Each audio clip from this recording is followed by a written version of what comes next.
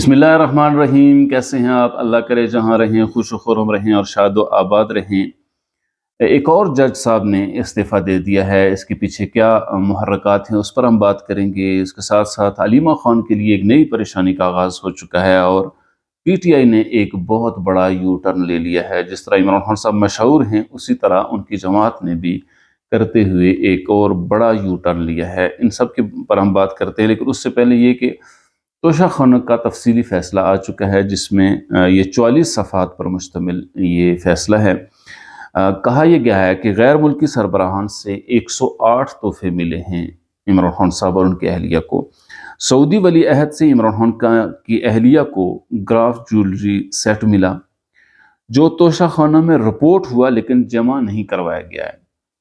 रऊफ़ क्लासरा साहब ने एक प्रोग्राम में ये बताया था कि इमरान खान साहब ने बहुत से ऐसे तोहफे भी उनको मिले जो उन्होंने बताए ही नहीं, जो जिसकी खबर ही नहीं होने दी कि उनको कोई तोहफा मिला है या नहीं मिला है।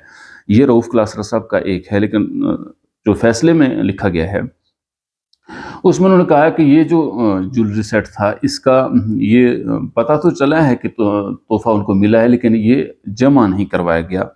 तखमीना लगाने वालों पर, जो तखमीना लगाने वाले उन पर इमरान खान और उनकी अहलिया ने असर रसूख इस्तेमाल किया। इस सेट को दोनों ने 90 लाख रुपए में हासिल किया, जबकि असल कीमत 3 अरब 16 करोड़ रुपए है। तखमीना की कीमत का तयन करने वाले सोहेल अब्बासी साहब ने, यानी तोहफे की जो कीमत है उसका तयन करने वाले सोहेल अब्बासी साहब ने बताया कि इमरान खान के कहने पर तोहफे की कीमत कम करके लगाई गई थी।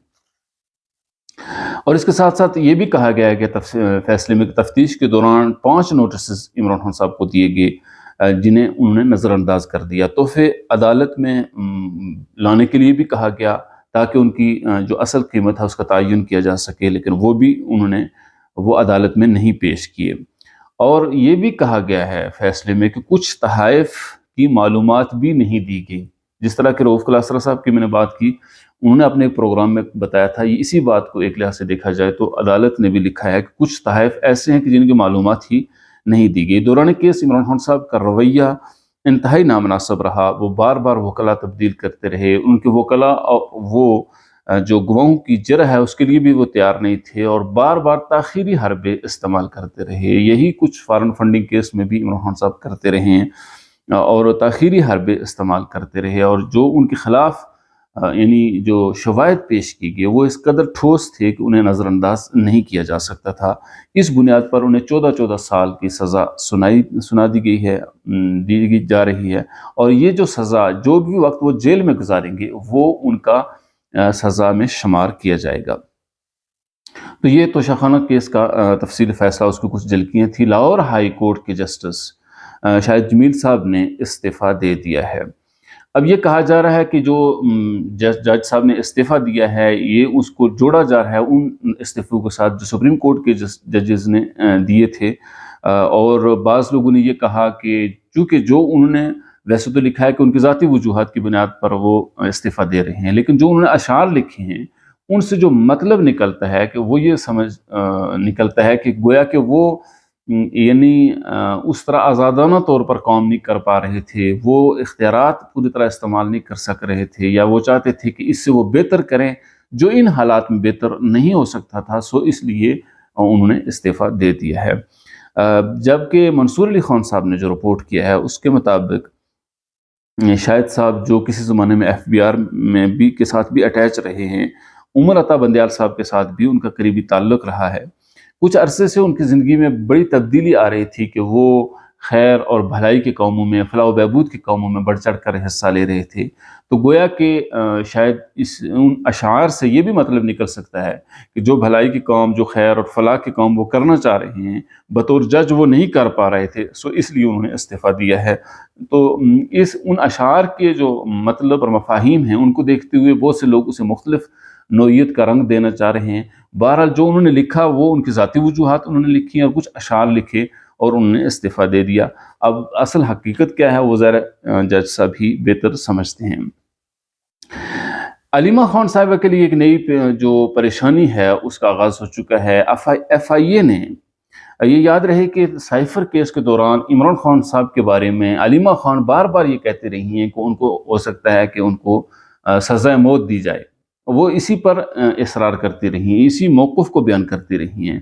اس کے ساتھ ساتھ ان کے بارے میں بہت کچھ کہا گیا۔ سو ایف آئی اے نے آج جو نوٹس جاری کیا اس میں معاشرے میں انتشار اور خوف و ہراس پھیلانے کے الزام میں علیمہ خان کو نوٹسز جاری کیے گئے ہیں، اور کہا یہ گیا ہے کہ 3 فروری 2024 کو وہ ایف آئی اے اسلام آباد میں پیش ہو کر اس کا جواب دیں۔ تو یہ ایک نئی پریشانی علیمہ خان صاحبہ کے لیے شروع ہو چکی ہے۔ اب دیکھتے ہیں ظاہر ہے وہ اس کا جب جواب دیں گی تو اس سے اگر ایف آئی اے مطمئن ہوتا ہے تو پھر تو ٹھیک ہے، اگر مطمئن نہیں ہوتا تو یہ کارروائی آگے چلے گی جو علیمہ خان کے لیے ایک پریشانی کا باعث ہوگی۔ اور اگر بات کی جائے پی ٹی آئی کے بہت بڑے یو ٹرن کا، چونکہ عمران خان صاحب یو ٹرن میں بڑے مشہور ہیں، وہ ہر بات سے جو پچھلی کہی ہوئی بات ہوتی ہے آگے چل کر اس سے یعنی بالکل ایک لحاظ سے مڑ جاتے ہیں اور دوسری بات شروع کر دیتے ہیں۔